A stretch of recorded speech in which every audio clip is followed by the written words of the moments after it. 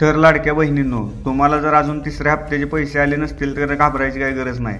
तुम्हाला लवकरच तुमच्या खात्यात पैसे जमा होणार आहेत। मुख्यमंत्री लाडकी बहीण योजनेत महिलांच्या खात्यात तिसरा हप्ता जमा व्हायला सुरुवात झाली आहे। 17 ते 19 सप्टेंबरपासून पैसे खात्यात जमा होणार असल्याची माहिती मिळाली होती। त्यानुसार पैसे खात्यात जमा झाल्याची माहिती आहे।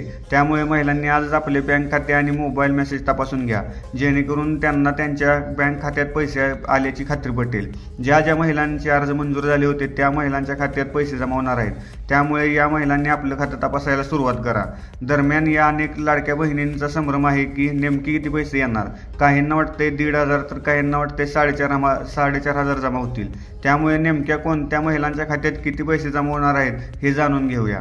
आता ज्या महिलांनी 31 जुलै आधी अर्ज भरले होते आणि त्यांचे अर्ज मंजूर झाले होते त्या महिलांच्या खात्यात ऑगस्ट महिन्यात रक्षाबंधनच्या दिवशी ओवाळणी म्हणून 3,000 रुपये जमा झाले।